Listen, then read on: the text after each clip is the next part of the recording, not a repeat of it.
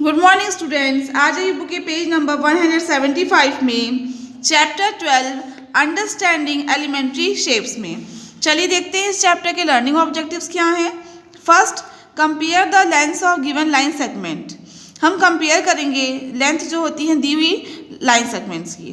ठीक है, मतलब पहला लर्निंग ऑब्जेक्टिव ये है कि जो भी लाइन सेगमेंट्स दी होंगी उनकी लेंथ को हम कंपेयर करेंगे। Second, define collinear and non collinear points.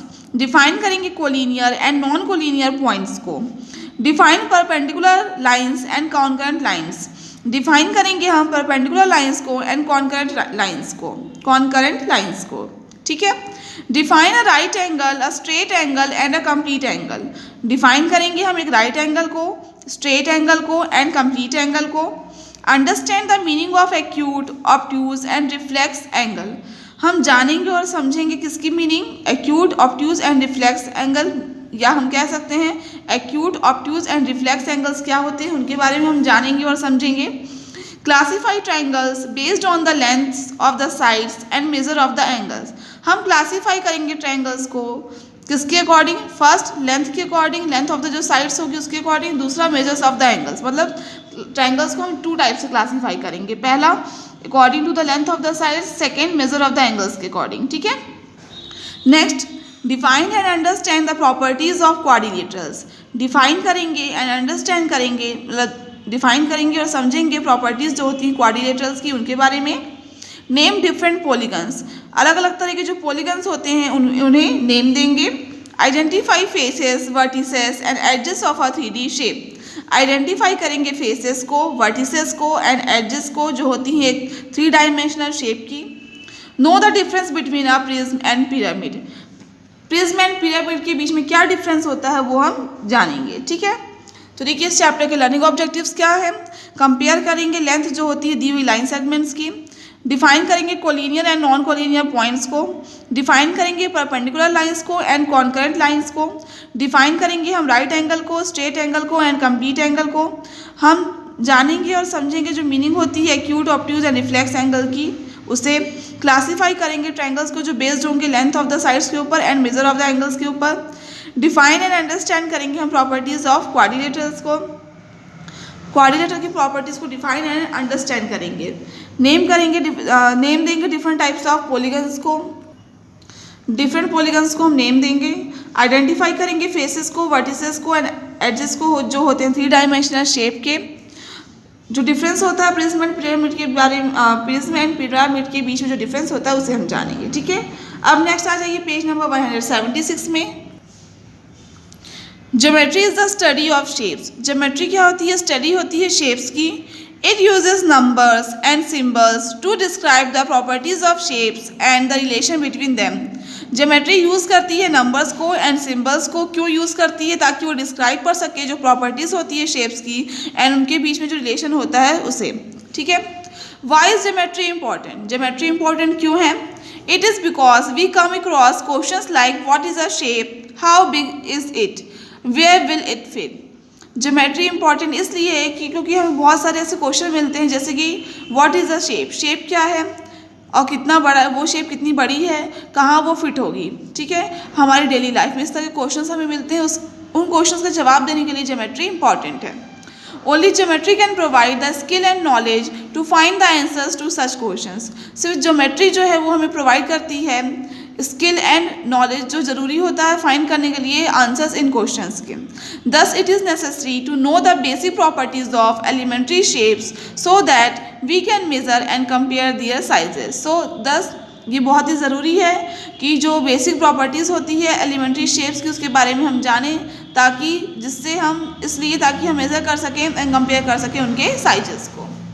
ठीक है, तो आपने देखा ज्योमेट्री हमारे लिए क्यों इंपॉर्टेंट है। नेक्स्ट आ जाइए comparing the length of line segment.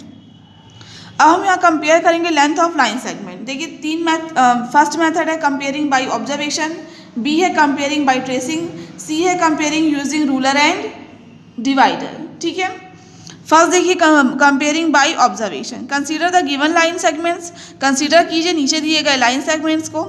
देखिए ये ए बी है, ये ई सी है एंड ये सी डी है।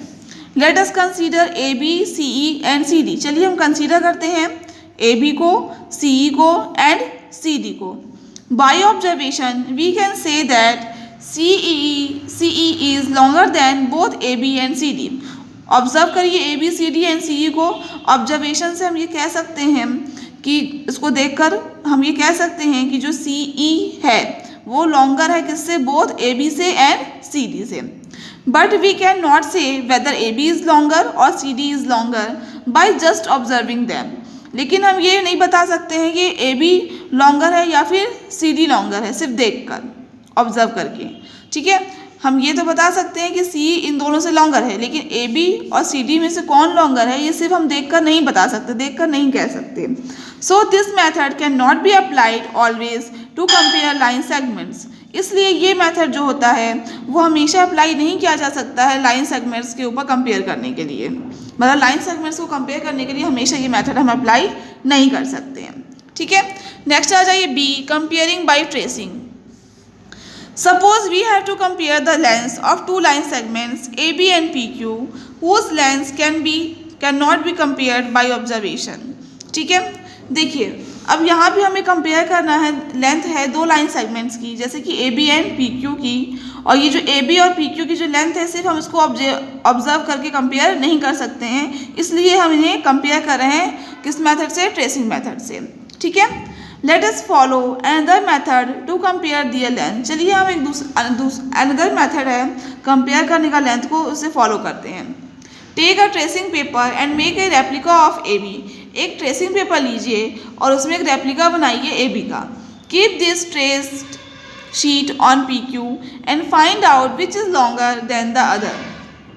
और इस ट्रेस्ड शीट PQ को, इस ट्रेस्ड शीट को रखिए किसके ऊपर, PQ के ऊपर, और फाइंड करिए कौन लॉन्गर है दूसरे से, मतलब PQ लॉन्गर है या फिर AB लॉन्गर है। It is not an easy way to compare because all the time you have to trace the lengths, which is a time consuming process। ये बहुत ही आसान तरीका नहीं है कंपेयर करने का। क्यों नहीं है ये आसान तरीका कंपेयर करने का? क्यों? क्योंकि आपको हर बार आपको ट्रेस करना होगा लेंस को, जो कि एक टाइम कंज्यूमिंग प्रोसेस है जिसमें बहुत ही ज़्यादा टाइम लगता है। ठीक है, नेक्स्ट आ जाइए comparing using ruler and divider. हम कंपेयर करेंगे किसका यूज़ करके, रूलर का एंड डिवाइडर का। We can use a ruler to measure the length of line segments and compare their length. हम यूज़ करेंगे एक रूलर का मेज़र करने के लिए लेंथ ऑफ लाइन सेगमेंट्स को एंड कंपेयर करने के लिए उनकी लेंथ को। ठीक है, मतलब हम यहाँ पे रूलर का यूज़ करेंगे जो लेंथ होती है लाइन सेगमेंट्स की, उसको मेज़र करने के लिए और कंपेयर करने के लिए उनकी लेंथ को। ठीक है, the ruler is divided into 15 equal parts and each parts measures 1 centimetre. जो रूलर होती है उसको हम नॉर्मली स्केल भी कहते हैं, वो डिवाइड की जाती है 15 इक्वल पार्ट्स में, और हर पार्ट जो है मेज़र करता है 1 centimetre. Each of this 15 parts is divided into 10 smaller units and the length of each smaller unit is 1 millimetre. और ईच ऑफ दीज 15 पार्ट्स, ये जो 15 पार्ट्स होते हैं ये डिवाइड किए जाते हैं 10 स्मॉलर यूनिट्स में, मतलब हर एक पार्ट 10 स्मॉलर यूनिट में डिवाइड किया जाता है, और जो लेंथ होती है एक स्मॉलर यूनिट की वो होती है 1 मिलीमीटर। ठीक है, to measure the length of a line segment AB, keep the ruler in such a way that 0 mark of the ruler coincides with point A। Measure करने के लिए जो लेंथ होती है एक लाइन सेगमेंट AB की, हमें रखनी होगी रूलर इस तरह से कि जो 0 मार्क होता है रूलर का वो कोइंसाइड करे विथ पॉइंट A, मतलब 0 मार्क जो होता है तो पॉइंट A में रखेंगे। ठीक है, read the mark of the ruler that coincide with point E। फिर रीड करिए मार्क ऑफ द रूलर को जो कोइंसाइड कर रही है विथ पॉइंट B के साथ। मतलब एक पॉइंट ये देखिए AB है, रूलर को हमने कि 0 पॉइंट को A में रखा, और देखिए B कहाँ पे आ रहा है, जहाँ पे आ रहा होगा फिर इसको रीड करिए और मार्क करिए। ठीक है, तो देखिए कितना आ रहा है 5.6 है, ये 5.56, तो 5.6 सेंटीमीटर या 5 सेंटीमीटर 6 मिलीमीटर या 5.6 सेंटीमीटर हम कहेंगे। ठीक है, चलिए नेक्स्ट आ जाइए पेज नंबर 177 में। Here the length of AB is equal to 5 centimetre, 6 millimetre और 5.6 सेंटीमीटर। यहाँ जो लेंथ है AB की वो 5 सेंटीमीटर, 6 मिलीमीटर है, या कह सकते हैं सीधे सीधे 5.6 सेंटीमीटर है। A better way of measuring and comparing the lengths of line segments is by using a divider। जो एक बेटर तरीका होता है मेज़र करने का एंड कंपेयर करने का लेंथ ऑफ लाइन सेगमेंट को, वो होता है बाय यूजिंग अ डिवाइडर। मतलब एक डिवाइडर का यूज़ करके जब हम कंपेयर करते हैं लेंथ ऑफ लाइन सेगमेंट्स को, सबसे बेटर वे होता है मेजरिंग का। ठीक है, to compare the length of A B and P Q we proceed as follows. Compare करने के लिए लेंथ ए बी की एंड पी क्यू को, A B and P Q की लेंथ को कंपेयर करने के लिए हम देखिए क्या मेथड अप्लाई करेंगे। Open the divider and place the tip of one arm at point A and the other arm at point B. क्या करेंगे इस केस में, हम डिवाइडर लेंगे, उसको ओपन करेंगे और एक साइड टिप को one arm at a point A, एक टिप जो होती है उसकी, उसको ए पे रखेंगे और दूसरे को बी पे रखेंगे। फिर ठीक, और बिना डिस्टर्ब किए हम ओपनिंग और जो होगी डिवाइडर की उसको लेंगे और कहाँ पे रखेंगे, जो टिप होगी वन आर्म की जो कोइंसाइड करेगी विद पॉइंट बी के साथ, वहाँ रखेंगे।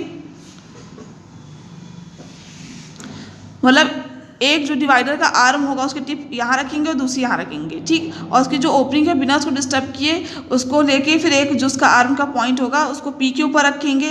ठीक है, और चेक करेंगे वेदर जो टिप है दूसरे आर्म की वो कोइंसाइड कर रही है क्यू से कि नहीं। अगर क्यू के ऊपर कोइंसाइड कर रही है मतलब ये दोनों इक्वल हैं, और अगर नहीं कर रही होगी तो हम चेक करेंगे कि tip touches the point beyond और बिफोर पॉइंट क्यू।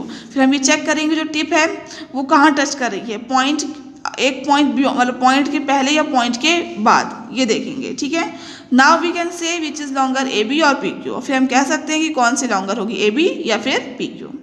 ठीक है, ये आप घर में करके देखिएगा। डिवाइडर आपको पता है कैसा होता है, उसके एक आर्म को ए के ऊपर रखिएगा, दूसरे को बी के ऊपर, फिर बिना उसको जो भी इसके पीछे डिस्टेंस होगी उसे बिना डिस्टर्ब किए यहाँ ऐसे रखिएगा। ठीक है, एक पी को रखिएगा, दूसरा रखिएगा, देखिएगा क्यू के ऊपर आ रहा है तो दोनों इक्वल है, नहीं आ रहा होगा।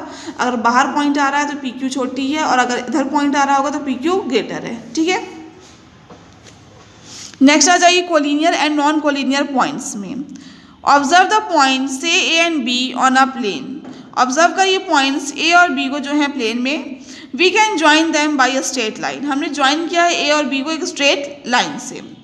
Now consider point C and D on the same plane as given. अब कंसीडर करेंगे हम पॉइंट सी एंड डी को जो सेम प्लेन में है। ये देखिए पॉइंट सी है, पॉइंट डी है। If we extend A B we see that line A B passes through C but not through D. अगर हम एक्सटेंड करेंगे लाइन ए बी को तो हमें ये देखने को मिलेगा कि जो लाइन ए बी है वो पास कर रही है 3 से, लेकिन सी डी से पास नहीं हो रही है। Here A, B and C are lying on the same line, but A, B and D are not lying on the same line. यहाँ A, B और C एक ही लाइन में लाई कर रहे हैं, लेकिन A, B और D एक लाइन में लाई नहीं कर रहे हैं। मतलब सेम लाइन में A, B, C लाई कर रहे हैं और A, B, D same line में लाई नहीं कर रहे हैं। ठीक है, if 3 or more points are lying on the same line, then they are called collinear points, and the points which do not lie on the same line are called non-collinear points. यहाँ पे अगर देखिए यदि 3 या 3 से ज़्यादा points हैं जो लाई कर रहे हैं सेम लाइन में तो उन्हें हम कहते हैं कोलिनियर पॉइंट्स, और अगर पॉइंट्स जो हैं वो लाई नहीं कर रहे हैं सेम लाइन में तो उन्हें हम कहते हैं नॉन कोलिनियर पॉइंट्स। मतलब 3 या 3 से ज़्यादा पॉइंट्स जो लाई करते हैं सेम लाइन में उसे हम कहते हैं कोलिनियर पॉइंट्स, और वो पॉइंट्स जो लाई नहीं करते हैं सेम लाइन में उन्हें हम कहते हैं नॉन कोलिनियर पॉइंट्स। ठीक है, आज मैंने आपको जहाँ तक पढ़ा दिया उसे घर में एक बार अच्छे से पढ़ लीजिएगा। बाद में कोई डाउट हो तो आप मुझसे पूछ सकते हैं।